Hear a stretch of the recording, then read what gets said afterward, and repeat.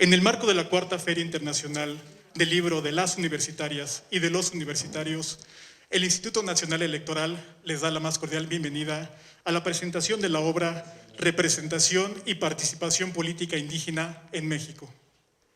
Para tal efecto, contamos este día con la doctora maestra Singer Sochet, autora del libro.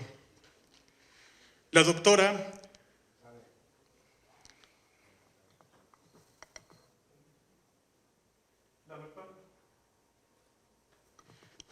doctora Marta Singer Sochet es doctora en Ciencia Política por la Universidad Nacional Autónoma de México, con especialización en Derecho Constitucional y Ciencia Política en el Centro de Estudios Constitucionales de Madrid, España. Es profesora de tiempo completo, adscrita al Centro de Estudios Políticos de la Facultad de Ciencias Políticas y Sociales de la misma universidad.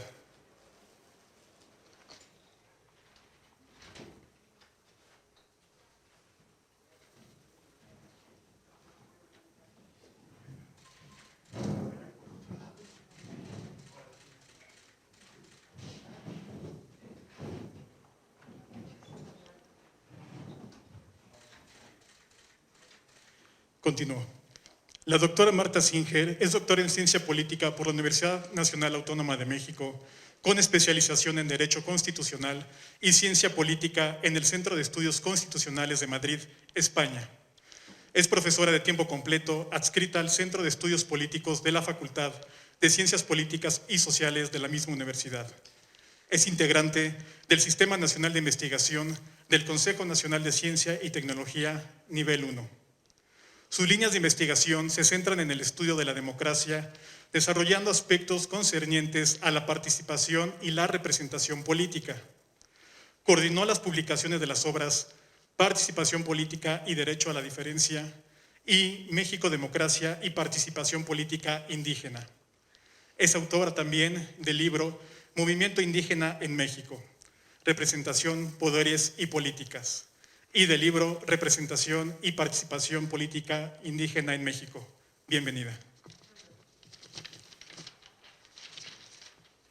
Nos acompaña el doctor Rodrigo Gutiérrez Rivas. Es doctor en Derecho por la Universidad Complutense de Madrid, especialidad en Ciencia Política y Derecho Constitucional por el Centro de Estudios Constitucionales de Madrid. Licenciado en Ciencia Política y Administración Pública por la Facultad de Ciencias Políticas y Sociales de la UNAM.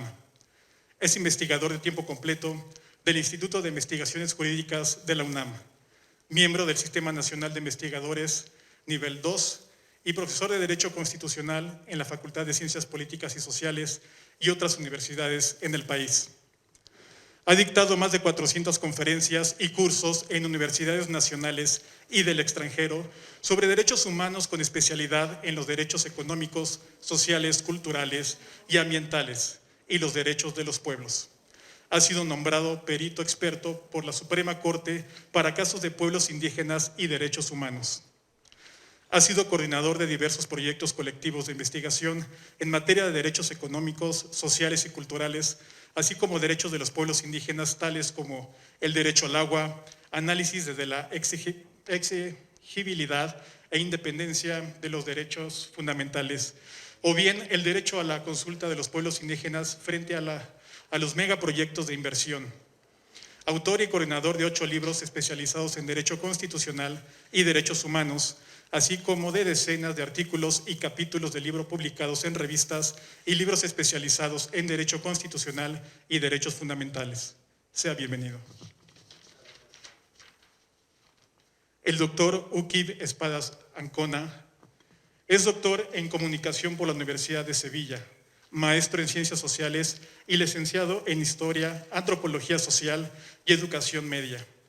Profesor investigador del Instituto Nacional de Antropología e Historia desde 1992. Actualmente con licencia por desempeñarse como consejero electoral del Instituto Nacional Electoral. Desde 1989 ha colaborado como articulista en la revista Peninsular y Novedades de Yucatán, entre otros medios, y como comentarista en Telesur, Grupo Raza, CIPSE y el Instituto Mexicano de la Radio. Entre 2000 y 2003 se desempeñó como diputado en la 58 legislatura de la Cámara de Diputados del Congreso de la Unión. En esa calidad, logró el establecimiento de un solo rango jurídico para las lenguas de los pueblos originarios de México y el español, el de lenguas nacionales. Es miembro de la Sociedad Mexicana de Estudios Electorales desde 1999. Sea usted bienvenido. A continuación, cedo la voz a la autora del libro, la doctora Marta Singer Sochet, hasta por 10 minutos.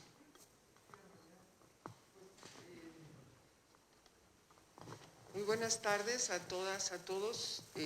Para mí es un honor, verdaderamente un honor estar aquí con ustedes para presentar esta obra que el Instituto Nacional Electoral junto con la Universidad Nacional Autónoma de México me han hecho el favor de publicar.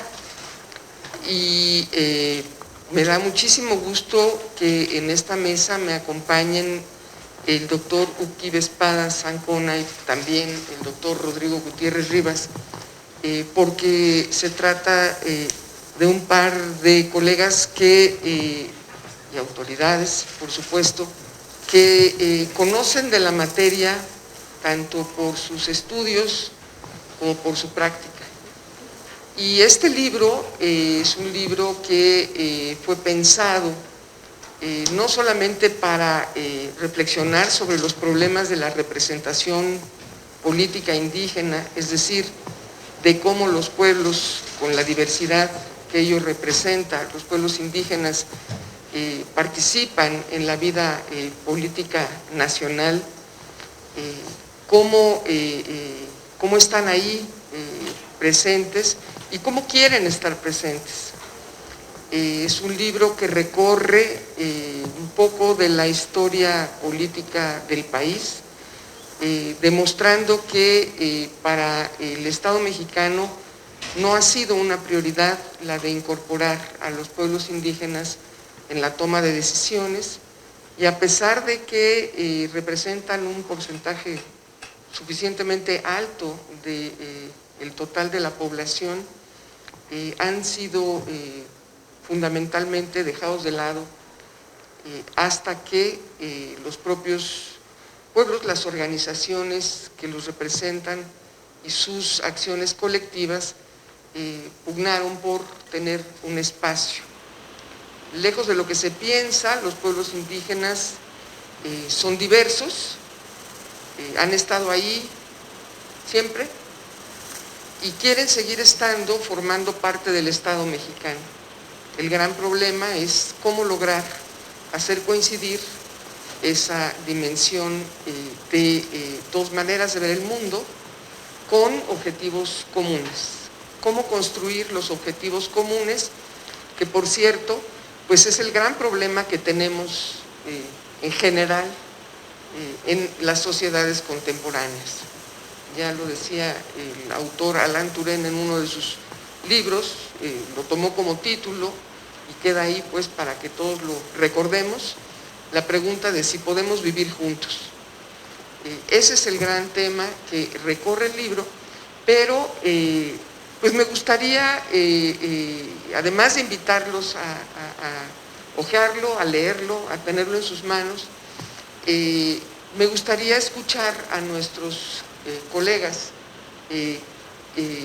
y quizá si hubiera el tiempo, a partir de sus comentarios, volver a tomar la palabra para enriquecer esta reunión, en donde el propósito pues es ese, que ustedes conozcan este libro, se animen a leerlo y a contribuir a difundirlo, porque me parece, obvio, yo lo hice, me parece que vale la pena, me parece que vale mucho la pena que se difunda, que se conozca, que se use sobre todo para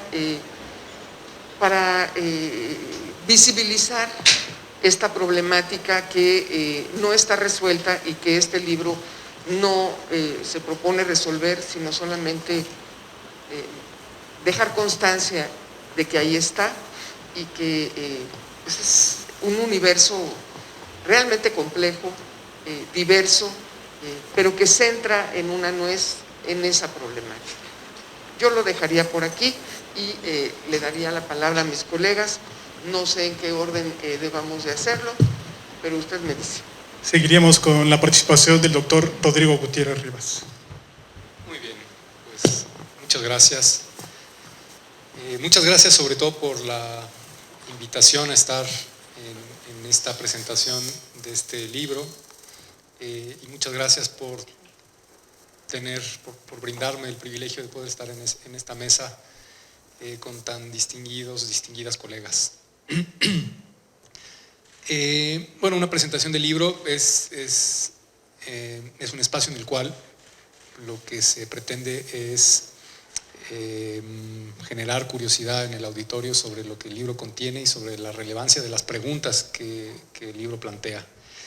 Yo para hacer eso, primero quisiera comenzar por una anécdota personal. Yo realicé mi especialidad y mi tesis doctoral sobre el tema de la representación política y del estado de partidos. Ese fue en un determinado momento la aportación que yo quise hacer a la reflexión que estaba ocurriendo en el país en una coyuntura muy especial en la década de los 90, justamente en 1994, aproximadamente 95, ¿no? Con el estallido zapatista, y sin embargo yo tomé la decisión de realizar mi investigación sobre eso.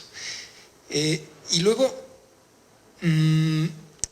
abandoné, cuando regresé de hacer mi especialidad, abandoné en mi trabajo académico esa discusión sobre participación, representación, partidos, y me especialicé, como ya se dijo, en derechos sociales y en las estrategias de defensa que llevan a cabo comunidades, pueblos campesinos, pueblos indocampesinos, para defender su territorio, para defender los derechos de los pueblos indígenas.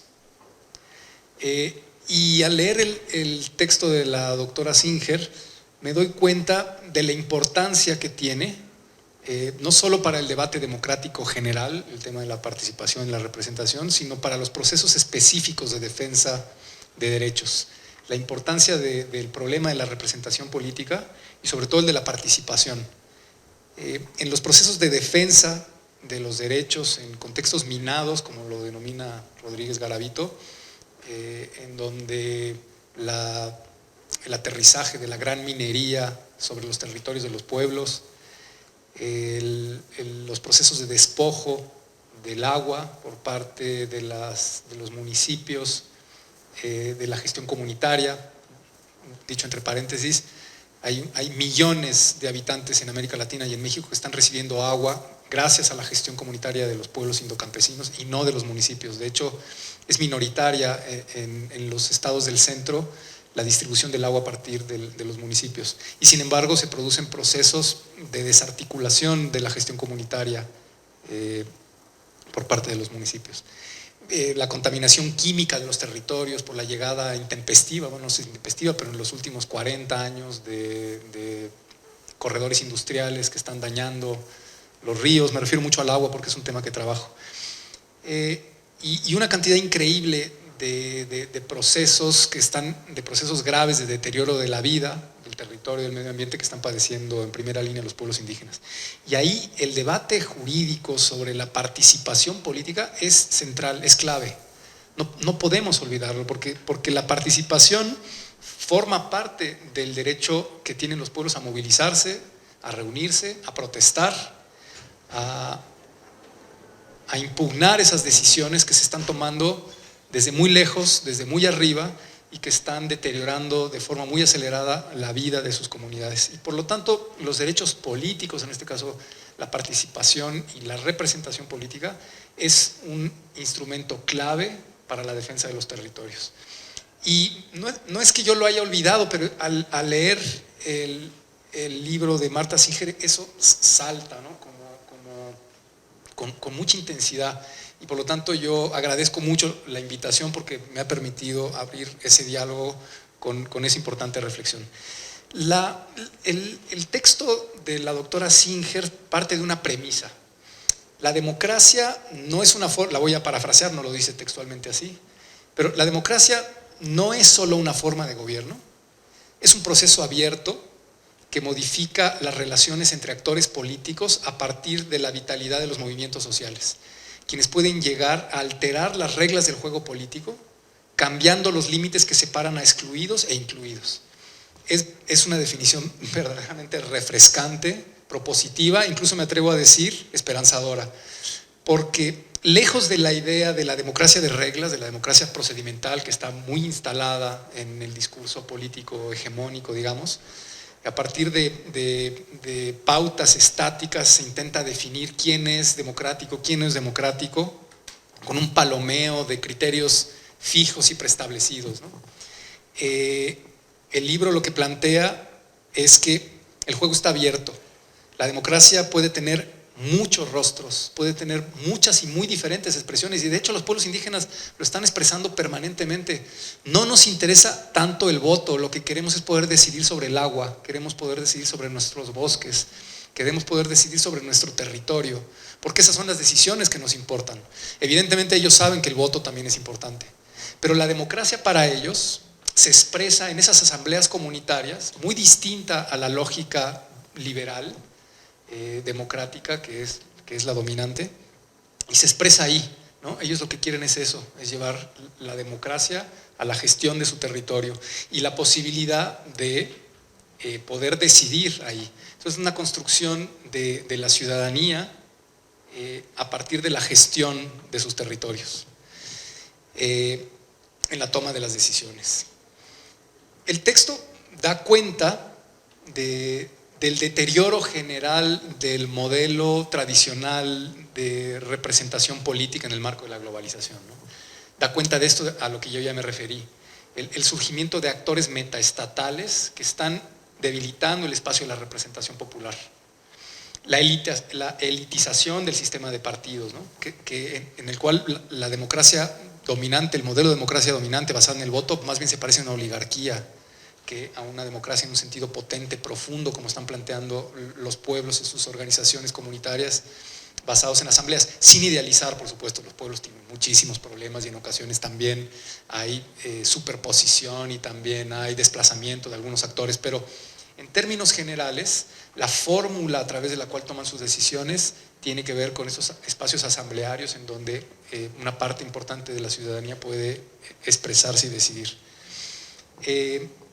Y de lo que el libro da cuenta es cómo de esa expresión amplia de procesos de acción colectiva, en la cual los movimientos están incluso sustituyendo la función de los partidos políticos.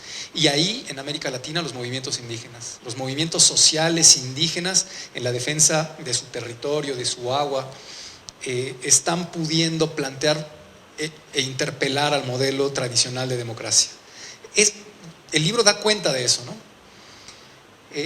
Y tiene una pregunta que está latiendo permanentemente. Me voy acercando hacia el final tomando en cuenta que tenemos 8 minutos. Hay una pregunta que está latiendo permanentemente. ¿Puede ese modelo hegemónico, ese modelo dominante de representación política basado en partidos políticos ser el marco en el cual se puedan incluir esas formas distintas de expresión democrática? ¿Puede un modelo que está basado en la idea de una ciudadanía individual incorporar esos diversos proyectos que los diversos pueblos en el país expresan a través no del individuo, sino de la colectividad? ¿Pueden convivir esas dos polis que están expresándose a través de proyectos diversos de democracia? Y yo quisiera cerrar un poco en el ánimo de provocar alguna discusión con la autora, además teniendo el privilegio de poder hacer la pregunta directamente. Si podemos hacer coincidir, si podemos hacer dialogar, y si verdaderamente el marco de la democracia hegemónica, de reglas, el principio de autonomía y libre determinación, que es el que reivindican los pueblos, la reivindicación que están haciendo es: nosotros tenemos nuestro propio gobierno y somos quienes vamos a decidir sobre nuestro territorio, el interior de nuestras comunidades. Y por el otro lado, también viven en un estado que reivindica una soberanía. Entonces, a mí me parece que hay una tensión permanente, latente, existente, que se está expresando en este debate sobre qué democracia, entre autonomía indígena y soberanía estatal. Y mi pregunta es si el modelo democrático hegemónico va a ser capaz de dar cauce y salida y solución a esa tensión que se sigue expresando permanentemente. Sobre todo tomando en cuenta que muchas de las decisiones estatales, por ejemplo, intervenciones en sistemas comunitarios de agua o megaproyectos como la gran minería a cielo abierto, que si bien es emprendida por grandes empresas, también se basa en una ley, la ley minera creada por el Estado y que les está permitiendo a las empresas aterrizar en el territorio para sustituir la posibilidad de que los pueblos decidan sobre su territorio. Eso viene desde muy arriba. O sistemas electorales de partidos que se están proponiendo al interior de los pueblos y comunidades indígenas para que a partir del voto elijan a sus representantes, rompiendo las estructuras de asambleas comunitarias. Y mi pregunta última es si no hay un problema teórico ahí detrás, en tanto que esa democracia, ese modelo hegemónico de democracia en su mejor versión, multicultural, no se está haciendo cargo de un problema de fondo y que tiene que ver con el fundamento teórico del cual parte.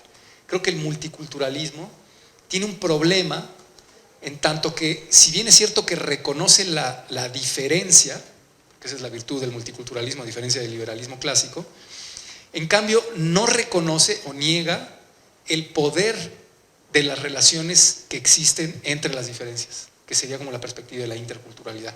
O sea, lo que quiere decir es que el multiculturalismo tiene límites teóricos, porque si bien reconoce la diferencia y entonces sugiere que pueden dialogar actores en el proceso democrático, no reconoce que hay una profunda desigualdad de poder entre esos actores en el proceso democrático.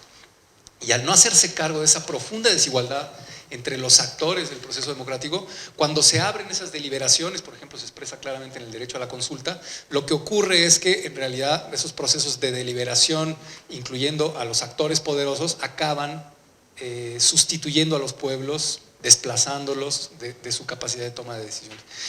Perdón, me tomé un minuto más, pero esas eran las dos preguntas que yo quería colocar y que están latiendo, digamos, entre muchas otras preguntas muy sugerentes en el libro que yo, por supuesto, sugiero e invito a su lectura. Muchas gracias. Agradecemos las palabras del doctor Gutiérrez Rivas y cedo el uso de la voz al consejero electoral, doctor Ukib Espada Sacona, para sus comentarios. Muchas gracias. Bueno, primeramente quisiera agradecer la invitación a participar en esta presentación.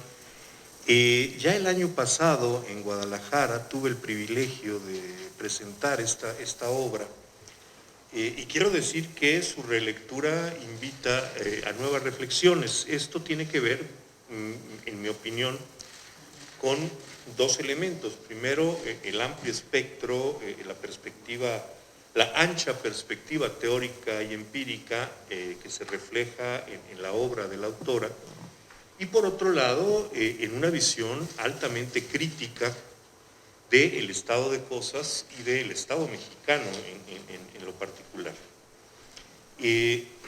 La doctora Singer hace un repaso que en una buena medida se concentra en el último medio siglo, pero que incluye una perspectiva histórica más amplia, desde el nacimiento de lo que ella correctamente señala como el nuevo Estado mexicano a partir de la Revolución y especialmente de la Constitución de 1917. Este análisis, momento a momento, repasa desde la perspectiva del acceso a la representación política de los indígenas, de la conformación de este Estado, de la evolución de sus instituciones políticas y de las insuficiencias que esto ha tenido para incorporar a plenitud la representación de los indígenas y de las comunidades indígenas. En un momento señalaré en dónde encuentro yo la diferencia en esto. Es una obra fundamentalmente crítica desde un primer momento, al repasar este recorrido del Estado mexicano, este proceso de formación y transformación del Estado mexicano. La doctora señala puntualmente problemas concretos y políticas derivadas de concepciones de Estado, de la legislación, del estar saliendo de la revolución, en relación con los pueblos indígenas. Esta visión crítica, para decirlo en un lenguaje técnico, dado que estamos en un foro académico, no deja títere con cabeza. La relación en su conjunto que nos presenta la doctora nos habla fundamentalmente de un Estado constituido sobre la base de aspiraciones democráticas liberales que en el transcurso de su desarrollo se va tropezando con una cuestión que no queda incluida en el diseño de este Estado desde el principio, que es la existencia de naciones, de pueblos indígenas, que no son una parte homogénea del proceso de transformación del país, pero que sí son una parte del proceso de transformación del país. Esta perspectiva a mí me parece extraordinariamente enriquecedora. Es decir, no se trata de un planteamiento nada más de aquello en lo que el Estado mexicano ha excluido a los pueblos indígenas, sino cómo estos pueblos indígenas vivos y activos han ido permeando al Estado mexicano, han ido presionando de distintas formas al Estado mexicano y han logrado la transformación de ese tratamiento, pasando de una visión de integración en donde el indígena es más mexicano mientras menos indígena sea, y en donde el indígena se asimila a un modelo general de nación. Esto es una historia que va todavía más atrás de la revolución, para ser un Estado que tiene que enfrentar como un problema de sus propias capacidades de dar representación a la sociedad, el que no está dando una representación adecuada, no está permitiendo que quienes son distintos en sus formas culturales, en su organización y en su forma de hacer política, no está permitiendo que estos grupos, estas naciones, digo yo, se integren de una manera que permita su propio desarrollo y que no exija la supresión de sus particularidades para ser parte del Estado mexicano mismo. En tal sentido, me parece que la obra pone el acento en dos elementos que a mí me parecen críticos. Uno es el territorio, es decir, las comunidades indígenas, y separo esto por el momento de los pueblos indígenas, que tiene implicaciones más amplias y diversas. Las comunidades indígenas están históricamente vinculadas a territorios sobre los cuales, de manera general, no tienen soberanía. La soberanía, como ya se ha dicho, le corresponde al Estado mexicano, y la relación entre los pueblos indígenas y su territorio queda mediada por un Estado que no termina de reconocerle sus derechos. Esto genera una serie de problemas, sin duda problemas políticos desde la perspectiva del Estado mexicano, pero desde luego problemas en el ejercicio de sus derechos de las comunidades indígenas y de sus integrantes. Y el otro elemento que me parece crucial rescatar es el de la pluralidad. Es decir, los pueblos indígenas son diversos, no solo entre sí, es decir, no son lo mismo los mayas que los coras, que los nahuas, que los tzotziles o que los huastecos, sino a su interior mismo. Es decir, la suposición no menos discriminatoria de que en una comunidad indígena todos actúan igual, todos están en consenso y no hay diferencias, es igualmente ajena a la realidad que las concepciones que plantean que, a final de cuentas, los indígenas no son otra cosa que, digamos, mexicanos en propedéutico, que finalmente serán educados y asimilados hasta ser mexicanos plenos, desembarazándose de la carga de sus particularidades culturales, que muy especialmente significa particularidades políticas. En este sentido, a mí me parece que la obra traza una serie de líneas críticas de pensamiento que resulta sumamente interesante al momento de aterrizar en el estado de cosas el día de hoy. ¿Cuál es el estado de cosas el día de hoy? Es un marco constitucional que cuaja en su último gran momento con la reforma de 2001, que es, en palabras de la autora, una reforma limitada, es decir, es una reforma que no tiene capacidad de reconocer plenamente la materia misma de los pueblos indígenas, es decir, no los termina de admitir como una expresión social viva que incluso, digo yo, precede al Estado mexicano mismo, sino que de alguna manera los trata como grupos asimilables en términos de vulnerabilidad social a otros grupos, pero que por sí mismos no son una parte distinta, distinguible, pero al mismo tiempo necesariamente integrable a una dinámica diversa del Estado mexicano. Desde esta óptica, a mí me parece que es muy importante el análisis de las medidas electorales y legislativas que se han asumido en los últimos años con la intención de integrar sin homogeneizar, de integrar sin asimilar a los pueblos indígenas al quehacer político, sea por la vía de sus propias dinámicas de formación de gobiernos. El caso más concreto de esto son los municipios que en algunos lugares, especialmente en el estado de Oaxaca, se eligen por los propios usos y costumbres de los indígenas, pero esta parte es la que me parece a mí como el filón más interesante en términos del desarrollo del Estado mexicano, sino cómo estos pueblos indígenas políticamente activos hasta el día de hoy, pese a las intenciones de 200 años del Estado mexicano, políticamente activos que son capaces de asimilar a sus propios procesos los mecanismos que en principio les son ajenos del Estado mexicano, como la elección de diputados y senadores o la competencia a través de partidos políticos.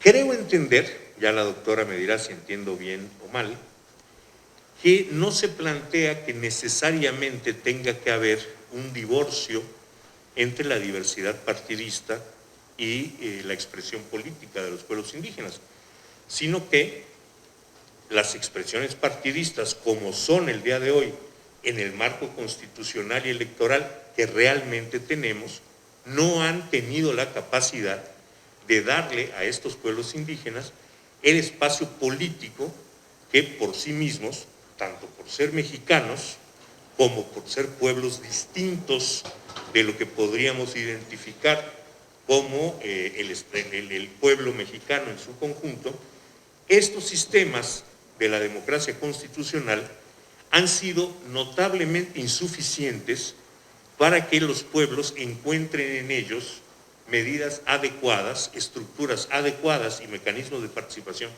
adecuadas para desarrollarse como de manera propia, de manera autónoma, como pueblos. Ponía yo algunos ejemplos de esto en Guadalajara que me parecería pertinente utilizar simplemente en calidad de ilustración. El reclamo de control territorial, la urgencia, la necesidad de los pueblos indígenas de tener jurisdicción sobre lo que históricamente han sido sus territorios, en la misma medida que el Estado mexicano ha delegado esto a la administración estatal, se ha traducido en distintos mecanismos, unos más exitosos que otros. Pienso, por ejemplo, en el asunto de los caracoles promovidos por los zapatistas. La búsqueda de constituir municipios autónomos es algo que para distintos pueblos indígenas mexicanos es una necesidad política evidente.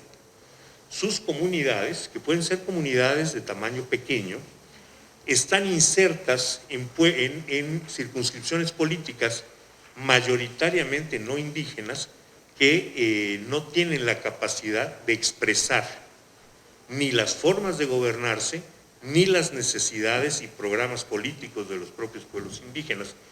Para simplificar muy brevemente, si nosotros vemos una estructura municipal como Yucatán, donde hay 106 municipios, un número muy grande para la población del Estado, pero que ha tenido la virtud de que muchos de estos municipios, tanto por la compacidad del pueblo maya como por su propio tamaño, han resultado municipios adecuados para que distintas comunidades pertenecientes al pueblo maya se gobiernen por sí mismas dentro de la estructura constitucional.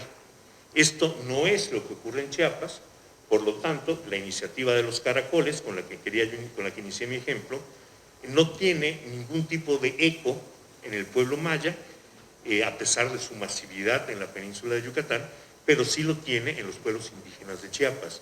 Es decir, la adaptación del Estado mexicano a las necesidades de los pueblos indios y la posibilidad que esto ha permitido a distintos pueblos de apropiarse de las estructuras constitucionales para ejercer sus derechos es muy variable.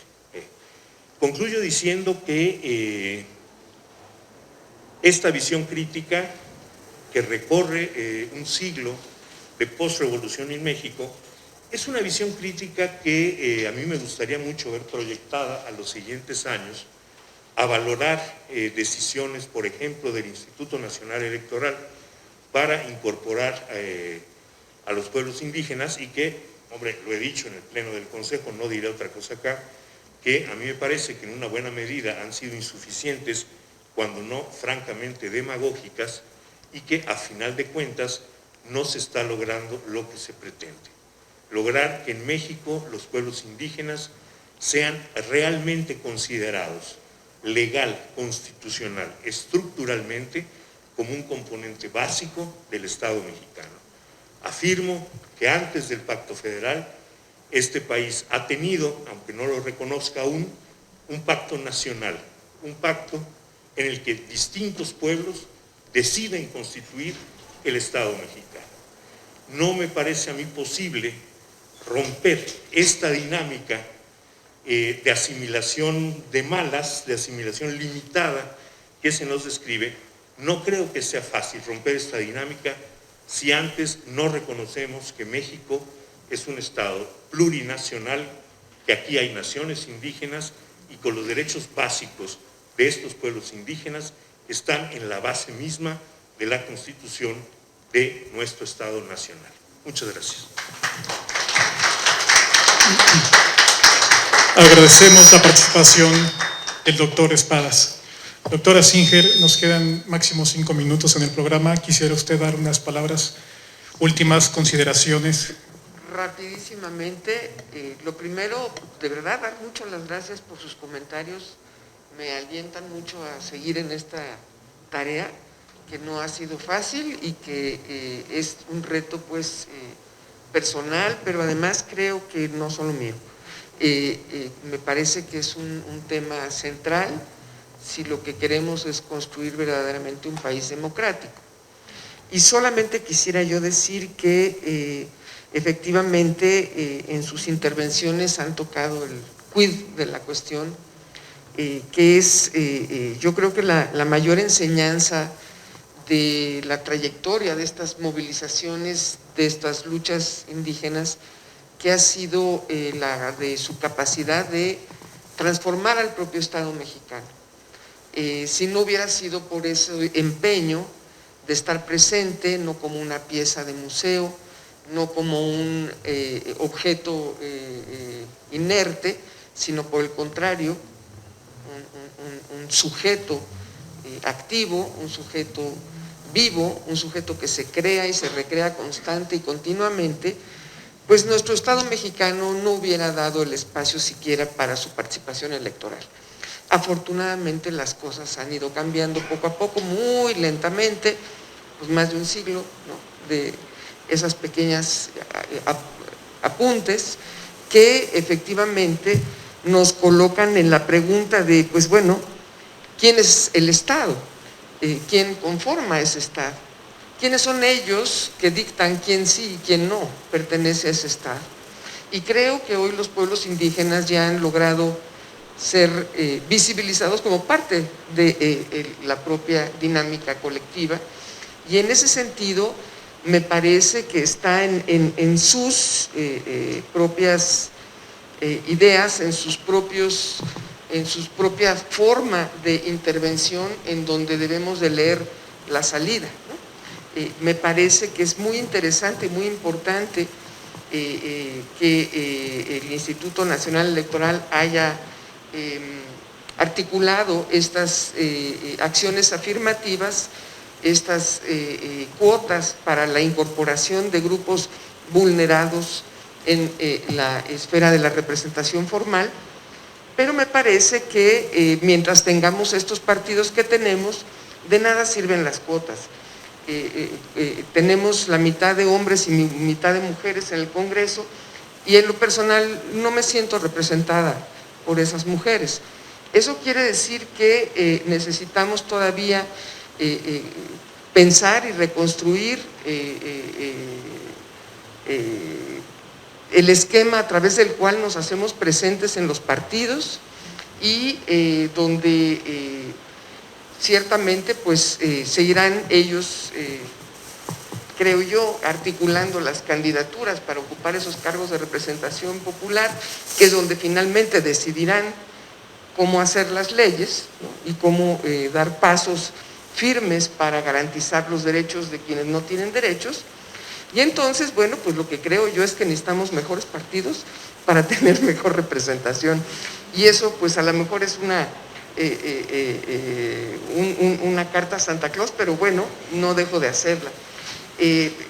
Creo que gracias a esas luchas, pues es que hoy tenemos una representación un poco más abierta, un poco más incluyente, y pues no es poca cosa el esfuerzo que se ha hecho.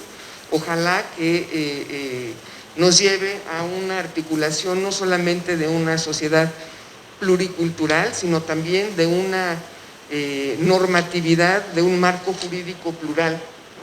También un marco jurídico que articule esas lógicas distintas de ver el mundo. Ese pluralismo jurídico que necesariamente está atrás del reconocimiento de esas diferencias, ¿no? En donde la autonomía indígena forme parte también del bienestar de todos los demás, ¿no? Es decir, estamos acostumbrados a pensar o a ver como si las comunidades quisieran ver el territorio para ellos, cuando en realidad el bienestar de ese territorio para ellos es el bienestar del territorio para todos, ¿no? Y eso no lo alcanzamos todavía a aceptar como una verdad jurídica del Estado, a pesar de que el cambio climático lo exige cada día más, ¿no? Cosas por el estilo. En fin, muchísimas gracias a ustedes por acompañarnos. Muchas gracias al doctor Rutilio Espadas y al doctor Rodrigo Gutiérrez. Muchas gracias. Y es así como llegamos al final de nuestra presentación editorial. Agradecemos a todas y todos ustedes su presencia y participación. Muy buenas tardes.